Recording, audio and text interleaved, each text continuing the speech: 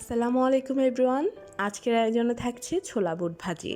আশা করছি আজকের রেসিপিটি আপনাদের কাছে ভালো লাগবে, কেননা একদম সিম্পল আর খুবই মজার উপায়ে আজকের এই ছোলা বুটটা আমি আপনাদেরকে ভাজি করে দেখাচ্ছি। চলুন তবে কথা না বাড়িয়ে আজকের রেসিপিটি শুরু করা যাক।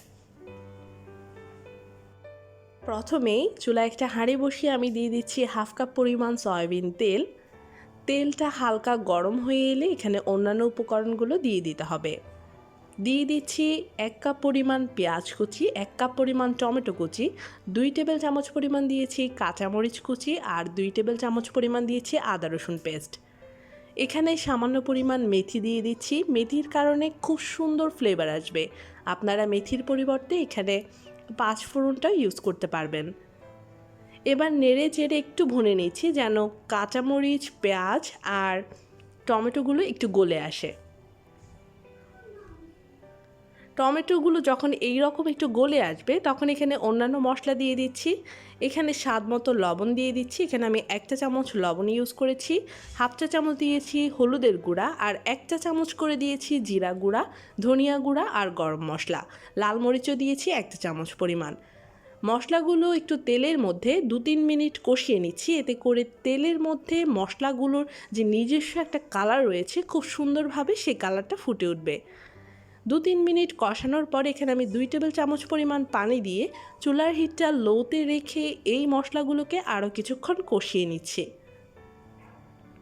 মশলাটা যত ভালোভাবে কষানো হবে আপনার ছোলা বুটটাও ঠিক ততটাই টেস্টি হবে। এখন এখানে ম্যাশ করে রাখা আলু দিয়ে দিচ্ছি হাফ কাপের মতো।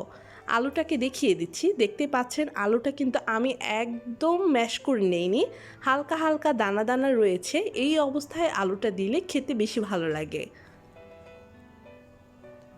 তো আলুটা দিয়ে আমি আরও কিছুক্ষণ ভুনে নিচ্ছি। চুলার হিটটা কিন্তু এখনও বাড়ানো যাবে না। চুলার হিটটা সেই লোতে রেখে মশলার সাথে আলুগুলোকে কষিয়ে নিতে হবে।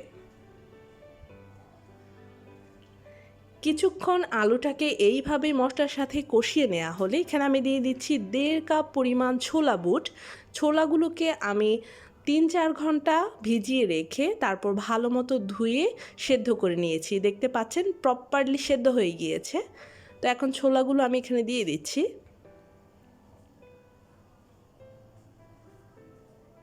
এবার 4 থেকে 5 মিনিট নেড়ে চেড়ে এই ছোলা বুটগুলোকে আমি ভেজে নিচ্ছি। এই ছোলা বুটটা ভাজার জন্য আমি এক্সট্রা কোনো পানি দিচ্ছি না।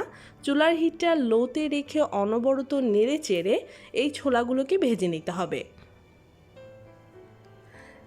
5-6 মিনিট আমি ছোলা বুটগুলোকে এইভাবে ভেজে নিয়েছি। এরপর এখানে আমি ধনিয়া পাতা কুচি দিয়ে দিচ্ছি। এখানে আমি 3 টেবিল চামচের মতো ধনিয়া পাতা দিয়ে দিয়েছি। ধনিয়া পাতা দিলে খুব সুন্দর ফ্লেভার আসে আর খেতেও ভীষণ ভালো লাগে। ছোলা বুটগুলো ভাজা হয়ে গিয়েছে, এখন পরিবেশনের পালা। তা আমি একটা প্লেটে পরিবেশন করে নিচ্ছি। এইভাবে ছোলা বুটগুলো যদি আপনারা ভেজে খান তাহলে আমি শিওর বাসার সকলে খুবই খুবই পছন্দ করবে, বিশেষ করে বাচ্চারা। ইফতারের সময় দেখা যায় যে বাচ্চারা সকল নাস্তা খায় কিন্তু ছোলা বুট খেতে চায় না। যদি এইভাবে তৈরি করেন তাহলে আপনার বাচ্চারা খুব মজা করে খাবে। আজকের এই সহজ ছোলা বুট ভাজির রেসিপিটা আপনাদের কেমন লেগেছে অবশ্যই আমাকে কমেন্ট সেকশনে জানাতে ভুলবেন না।